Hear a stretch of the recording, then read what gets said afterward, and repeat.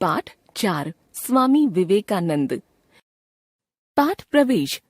स्वामी विवेकानंद भारतवर्ष के एक प्रसिद्ध विचारक, देशभक्त तथा युवा संत थे, जिन्होंने अपने आध्यात्मिक और जोशीले वक्तव्यों से न केवल भारत में अपितु विदेशों में भी प्रसिद्धि प्राप्त की। उनका जन्म दिवस 12 जनवरी राष्ट्रीय युवा दिवस के रूप में मनाया जाता है। स्वामी विवेकानंद सदैव अपने देश और देशवासियों के विकास और उत्थान के लिए कार्यरत रहे। उनके उल्लेखनीय कार्यों से सांस्कृतिक जुड़ाव उत्पन्न हुआ। उनका कहना था, उठो, जागो और तब तक मत रुको जब तक अपना लक्ष्य प्राप्त न कर लो। 6 साल का एक बालक मेले से घर लौट रहा था। कुछ दूर चलने पर बालक ने देखा कि एक बच्चा घोड़ा गाड़ी के नीचे आने वाला था। उस तेजस्वी बालक ने अपनी जान पर खेलकर उस नन्हे बच्चे की जान बचाई। एक क्षण की और देरी हो जाती और वह बहादुर बालक उसे हाथ पकड़कर अपनी ओर न खींच लेता तो उस नन्हे बालक के प्राण न बचते। इस प्रतिभाशाली बालक का नाम था नरेंद्र। यह आगे चलकर स्वामी विवेकानंद के नाम से संपूर्ण विश्व में प्रसिद्ध हुआ। इनकी मां को जब यह घटना पता चली तो उन्हें अपार आनंद प्राप्त हुआ। उन्होंने बालक नरेंद्र को आशीर्वाद दिया, भगवान करे तेरे हाथों मनुष्य जाति का कल्याण होता रहे। इसी वीरता से जीवन के सब काम करना। स्वामी विवेकानंद का जन्म 12 जनवरी सन 1863 ईस्वी को उत्तरी कोलकाता के सिमला नामक मोहल्ले में हुआ। इनका नाम नरेंद्र रखा गया, पर मां इन्हें विश्वेश्वर कहकर पुकारती थीं। वे इन्हें विश्वेश्वर नाम से इसलिए बुलाती थीं क्योंकि विश्वेश्वर भगवान की अपार दया से उन्हें यह बालक प्राप्त हुआ था। नरेंद्र की 2 बहनें थीं। 2 पुत्रियों के बाद प्रतिभाशाली पुत्र की प्राप्ति से मां धन्य हो उठी थीं। नरेंद्र के घर में पूजा पाठ चलता ही रहता था। वे मां से पुराण, रामायण, महाभारत की कथा सुना करते थे। पढ़ाई में नरेंद्र हमेशा अव्वल रहे। इनकी प्रतिभा से प्रभावित होकर कॉलेज के अध्यापक विलियम हेस्टी कहा करते थे, नरेंद्रनाथ सचमुच ही एक जीनियस हैं। मैं बहुत स्थानों पर घूमा हूं, परंतु इसके अनुरूप बुद्धि और बहुमुखी प्रतिभा कहीं नहीं देखी। ईश्वर के रूप, गुण, अस्तित्व, नास्तित्व आदि की चर्चा में नरेंद्र को बहुत आनंद मिलता था। इन्हें ईश्वर के सच्चे स्वरूप के दर्शन की तीव्र इच्छा थी। आरंभ में केशव चंद्र द्वारा स्थापित ब्रह्म समाज में जाकर देवेंद्र नाथ ठाकुर के उपदेश सुनने लगे, किंतु इनकी ईश्वर विषयक जिज्ञासा शांत नहीं हुई। अंत में युवक नरेंद्र को रामकृष्ण परमहंस का सानिध्य मिला, जिनके मार्गदर्शन में वे आध्यात्मिकता की ओर झुकते गए। इनके मन में वैराग्य की भावना इतनी प्रबल होती गई कि इन्होंने हिमालय पर जाने का संकल्प ले लिया। 2 वर्ष तक शास्त्रों का अभ्यास और कठिन तपस्या करने के पश्चात स्वामी जी समस्त देश की यात्रा के लिए चल पड़े। इन्होंने पूरे भारत का पैदल ही भ्रमण किया। अनेक स्थानों का भ्रमण करते हुए अपने प्रवचनों का जादू भी फैलाते चलते थे। हर स्थान पर अनेक युवक इनके प्रवचन सुनने के लिए एकत्र होते थे, जिनमें से बहुत से इनके अनन्य भक्त बन गए। इनका रूप जितना भव्य और सुंदर था, उतने ही ये सरल और विनम्र भी थे। उन्हीं दिनों अमेरिका के कुछ धर्म धुरंधरों की ओर से शिकागो में विश्व धर्म सम्मेलन का आयोजन किया जा रहा था। परिषद का उद्देश्य विभिन्न धर्मों के विविध मंतव्यों का एक साथ समन्वय करना था। प्रत्येक धर्म की ओर से कुछ प्रतिनिधि जाने वाले थे, जिनका काम अपने धार्मिक विश्वासों की व्याख्या परिषद के सम्मुख करना था। स्वामी जी के शिष्यों ने उनसे इस परिषद में भाग लेने का आग्रह किया। ये हिंदू शास्त्रों के विद्वान होने के साथ साथ अंग्रेजी के भी अद्वितीय पंडित थे। अपने भक्तों का आग्रह मानकर स्वामी जी ने शिकागो जाने की सहमति दे दी। जहाज 31 मई 1893 के दिन अमेरिका के लिए रवाना हो गया। शिकागो पहुंचकर स्वामी जी को कुछ दिन बहुत परेशान होना पड़ा। किसी विशेष संस्था द्वारा प्रेषित प्रतिनिधि न होने के कारण परिषद के संचालकों ने इनका उचित स्वागत नहीं किया था। धन की सहायता भी बहुत परिमित थी। अमेरिका के खर्चे भी बहुत थे। स्वामी जी जो मार्ग व्यय साथ में लाए थे वह समाप्त हो गया। परिषद प्रारंभ होने में अभी कुछ दिन शेष थे। स्वामी जी की परिषद में भाग लेने की प्रबल इच्छा थी, किंतु तब तक प्रतीक्षा करने के लिए साधनों की आवश्यकता थी। इस अर्थ समस्या को हल करने के लिए स्वामी जी ने एक उपाय सोचा। शिकागो नगर के खर्चों से बचने का यही उपाय था कि वे आसपास के किसी उपनगर में चले जाएं। उपनगर जाने की बात वे सोच ही रहे थे कि एक सज्जन से उनकी भेंट हो गई। वह उन्हें अपने घर ले गया। वहां इनकी भेंट हार्वर्ड यूनिवर्सिटी के एक प्रोफेसर J.A. राइट से हुई। स्वामी जी की बातचीत से प्रोफेसर बहुत प्रसन्न हुए। उन्हें अनुभव हुआ कि स्वामी जी से अधिक विद्वान भारतीय आज तक अमेरिका में नहीं आया था।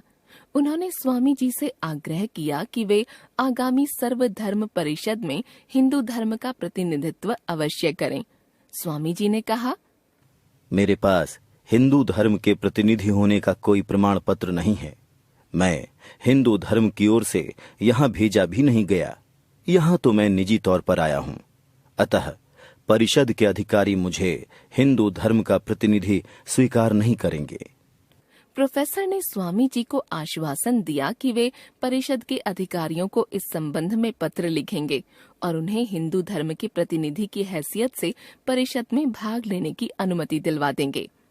प्रोफेसर राइट के आश्वासन से स्वामी जी को कुछ धीरज हुआ, किंतु अर्थ कष्ट तो वैसा ही बना रहा। उस दिन उपनगर से जब स्वामी जी शिकागो नगर में आए तो होटल में जगह नहीं मिली। होटल वाले ने उन्हें तिरस्कार से उत्तर दिया। शिकागो की बर्फीली रात में स्वामी जी ठिठुर रहे थे। कोई अन्य आश्रय न पाकर उन्होंने रेलवे स्टेशन की एक बेंच पर रात काटी। वहां से उठकर ये भूखे प्यासे सड़क के किनारे बैठ गए। उन्होंने सोचा, आज भगवान को मेरी मृत्यु ही अभीष्ट है। इसी चिंता में बैठे थे कि सामने से एक महिला ने इस तरह थके हारे बैठा देखकर इन्हें अपने पास बुलाया। स्वामी जी ने अपना सारा वृत्तांत कह सुनाया। महिला के दिल में दया आई। उसने स्वामी जी का उचित सत्कार किया। उस महिला की कृपा से स्वामी जी को भविष्य में इतनी विकट परिस्थिति का सामना कभी नहीं करना पड़ा। इतने में धर्म परिषद प्रारंभ हो गई। परिषद में संसार भर के धर्मों के धुरंधर वक्ता प्रवक्ता उपस्थित थे। स्वामी जी को भी हार्वर्ड यूनिवर्सिटी के प्रोफेसर की प्रेरणा से परिषद में उपस्थित होने की अनुमति मिल गई थी। परिषद में हिंदू धर्म का कोई अन्य प्रतिनिधि नहीं था। हिंदुओं में दर्जनों मत मतांतरों के कारण कोई एक हिंदू उनका प्रतिनिधित्व नहीं कर सका था। मत मतांतरों में प्रतिनिधि भेजने के संबंध में कोई निर्णय भी नहीं हो पाया था। अतः स्वामी जी ही हिंदू धर्म के स्वयं मनोनीत प्रतिनिधि थे। स्वामी जी परिषद में उपस्थित सब प्रतिनिधियों से उम्र में छोटे थे। अभी इनकी आयु केवल 30 वर्ष की थी। किसी को विश्वास नहीं होता था कि यह नवयुवक परिषद के विद्वानों के सम्मुख कुछ भी वक्तव्य दे सकेगा।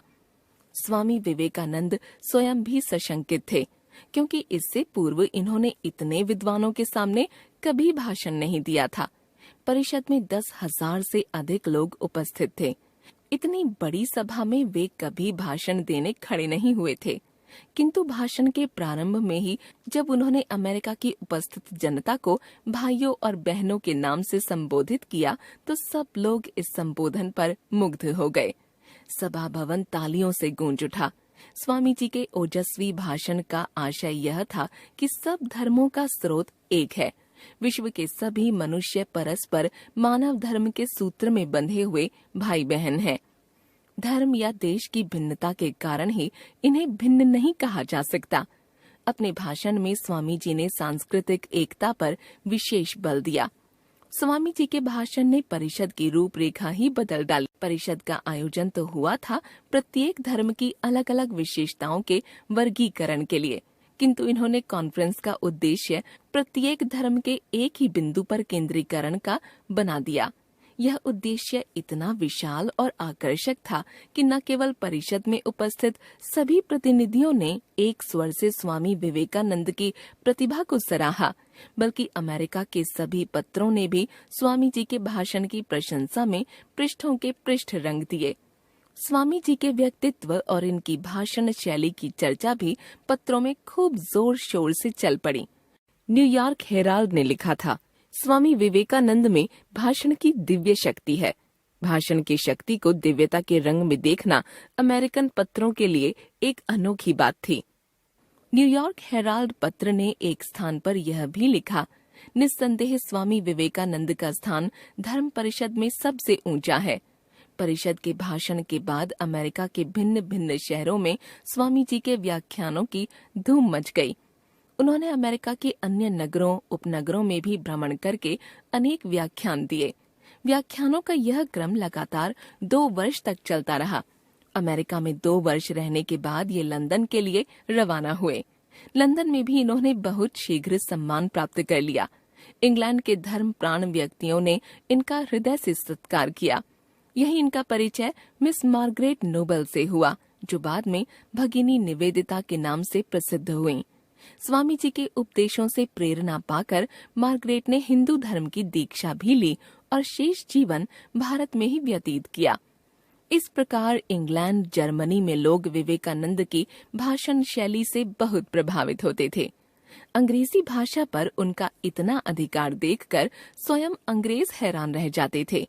इस तरह 4 वर्ष यूरोप एवं अमेरिका में हिंदू धर्म की विशेषताओं का प्रचार करने के पश्चात स्वामी जी ने स्वदेश वापस आने का निश्चय किया। इनके साथ अनेक भक्त भी भारत आने के लिए तैयार हो गए।